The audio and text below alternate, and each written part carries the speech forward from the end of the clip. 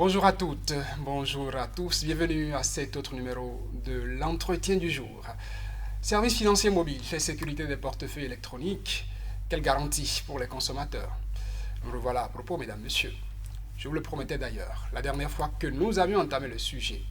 Lorsqu'il est question de portefeuille électronique, dont la gestion est confiée au service de téléphonie mobile, il vaut mieux accorder plus de temps à éclairer le consommateur, afin qu'il sache comment se comporter pour limiter les risques qu'il pourrait prendre. Robin Akromessi, président de l'association La Voix des consommateurs, est toujours avec nous sur le sujet. Bonjour Monsieur Akromessi. Bonjour Saturne. Les risques encourus sont tels qu'il faut prendre son temps pour édifier le consommateur. Surtout, parfois avec ces messages que nous recevons sur nos téléphones portables, les liens dont on n'est pas sûr de la sécurité. Parfaitement.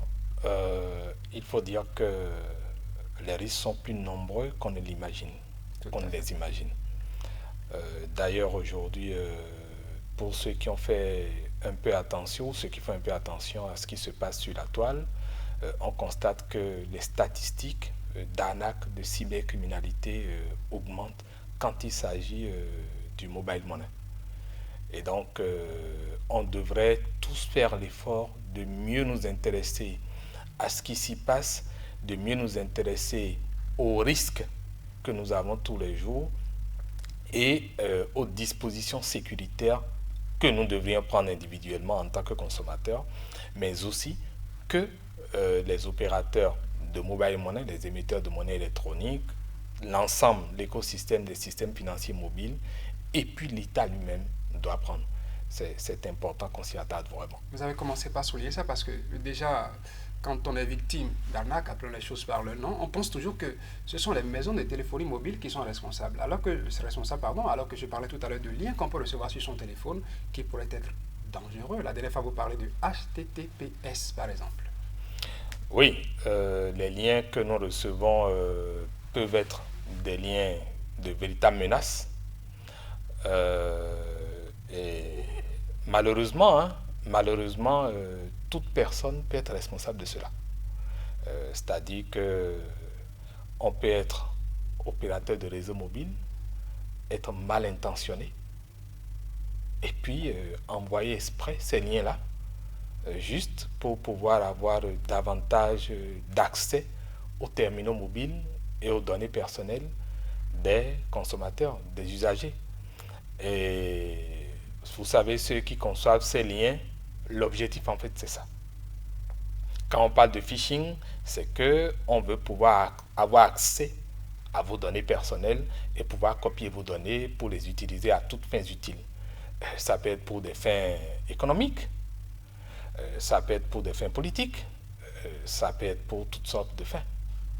Et donc, il ne faut pas être surpris que parfois on retrouve certains agents qui travaillent pour des opérateurs de réseau mobile En complicité avec... qui soient en complicité ou que des individus jouent les faux agents pour pouvoir avoir accès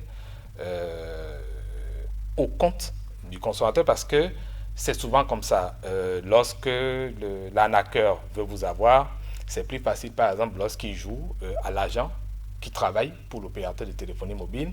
Il peut vous dire, il peut vous appeler et vous faire des propositions. Soit on estime, on pense qu'en vous proposant de gagner quelque chose, comme à travers une loterie, que vous n'avez pas sollicité, pour lequel vous n'êtes pas demandeur forcément.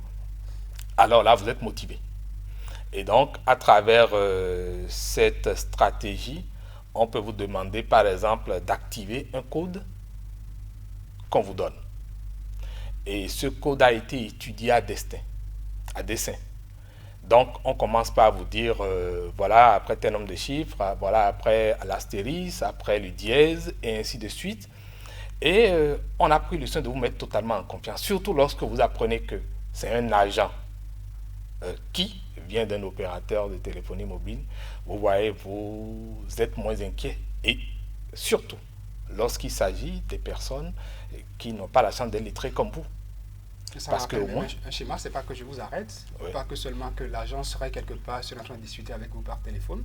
Dans nos sociétés africaines, il est arrivé que moi j'en ai rencontré des agents de services de téléphonie mobile en t-shirt ou en autre identifiant, se promenant, demandant à qui l'on rencontre, est-ce que vous avez un compte? Est-ce que on peut vérifier, activer ceci, activer ça? C'est courant dans nos sociétés, monsieur Akronvessi. ça c'est effectif. C'est même arrivé à une dame récemment et malheureusement la population s'est révoltée. Mais c'est des pratiques, c'est toujours dans la même logique. On vous propose toujours, vous aurez tel et tel avantage si on vous aide à configurer, à paramétrer votre portable, ou à paramétrer des applications. Lorsque on vous propose ça, quand c'est une personne qui n'est pas lettrée ou qui n'est pas forcément très subtile, eh bien, c'est facile de composer le code devant n'importe qui, c'est cet individu mal intentionné, et que lui profite pour copier le code, juste d'un coup d'œil. Ou bien, on peut, comme je l'ai dit, vous faire implémenter un code que vous validez vous-même, mais qui en fait se révèle être un code simplement qui permet à celui qui vous l'a donné de pouvoir avoir accès à votre portefeuille mobile money et à bien d'autres choses sur votre portable. D'autres risques concourent dans ce domaine, monsieur Akronvessi. Et des Oui, indices qui pourraient nous aider à s'en sortir. à s'en sortir. Vous savez, lorsque vous commencez par recevoir, par exemple, beaucoup de messages frauduleux, les messages frauduleux, c'est comme on l'a dit, des messages qui concernent des phishing, par exemple, ou bien on vous fait des propositions alléchantes. Vous en recevez tellement à un moment donné que vous vous demandez, mais comment est-ce que vous avez pu avoir une obédience magique comme ça du jour au lendemain? C'est comme si monsieur tout le monde vous connaît et que n'importe qui peut vous envoyer. Je n'ai pas envie de vous donner notre exemple. C'est la période où on vous propose de gagner des visas pour tel pays. Exactement. Ou tel autre pays. Les messages circulent, on est partagé dans tel nombre de groupes WhatsApp. Et puis, bon, allez, vous aurez vos Et là, vos vous ne chances. savez pas qui est le monsieur de l'autre côté, mais il vous envoie des messages vous faisant des offres comme ça. Et là, vous devez faire attention. C'est un indice que probablement, il y a des gens qui sont en train de vous pister, qui vous suivent et qui, à la moindre occasion, peuvent vous arnaquer. S'il vous arrive, par exemple, de recevoir des notifications d'un de vos comptes, comme quoi vous avez publié quelque chose, alors que vous n'en êtes pas l'auteur, mais vous recevez une notification comme ça d'un réseau social qui vous dit que vous avez publié quelque chose sur tel compte. Mais quand ça se passe comme ça, vous deviez savoir que soit quelqu'un a tenté de pirater votre compte ou un de vos comptes, soit que vous avez reçu cette notification simplement parce qu'on veut vous attirer dans un piège. L'autre possibilité, c'est que si vous constatez que votre portable devient trop lent, il était un peu plus relativement plus rapide lorsque vous naviguez ou lorsque vous pianotez, et bien pour que les applications tournent désormais, ça fait un peu du ralenti. Vous pouvez patienter peut-être plusieurs secondes avant qu'une page ne s'ouvre ou que vous passiez d'un compte à un autre. Ça va pouvoir commencer par vous indiquer qu'il y a potentiellement des applications qui tournent sur votre portable et qui ralentissent vos applications ordinaires. Et ces applications sont en back-office. Vous ne les voyez pas. Le quatrième cas, c'est de voir par exemple que vous voyez sur votre portable s'affichent des applications, des programmes inconnus, alors que vous ne les avez pas installés. Ce n'est pas vous qui avez installé l'application, mais vous constatez que finalement il est sur votre portable et qu'il tourne, ou sur votre terminal, ça peut être sur votre portatif, sur un autre objet connecté. Et donc quand vous commencez par avoir ces signes-là, c'est la preuve que soit vous êtes pisté, soit qu'il y a des dysfonctionnements de sécurité qui doivent vous interpeller pour que vous preniez quelques mesures de sécurité. Alors, parlant de mesures de sécurité, les premiers réflexes qu'on devrait commencer par avoir, c'est veiller à tous les accès qui peuvent conduire à votre objet connecté. C'est vrai que quand vous parlez de phishing tout de suite, on parle de services financiers mobiles, on ne voit peut-être pas le lien parce que quand vous ouvrez la fenêtre et les gens entrent dans votre terminal, c'est qu'ils peuvent avoir accès à tout jusqu'à votre portefeuille électronique. Oui, ils ont vos mots de passe. Ils savent combien il y a sur votre compte. À chaque fois que vous faites une opération, par exemple, eux, ils peuvent avoir le message retour. Et donc, ça devient une menace. Alors, j'ai dit le premier niveau d'accès, c'est l'écran.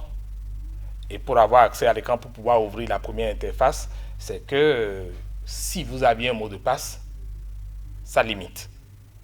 Monsieur n'importe qui ne peut pas venir pour prendre votre portable, par exemple, et l'ouvrir. Parce que voilà quelque chose qui se passe pour vous escroquer. Il y a une stratégie que certains ont trouvée. On trouve un portable qui est du même modèle que le vôtre. Et donc, on a eu le temps de vous suivre, on connaît votre mot de passe. Et puis, on vient le mettre là et on remplace les deux portables. C'est-à-dire, on permute.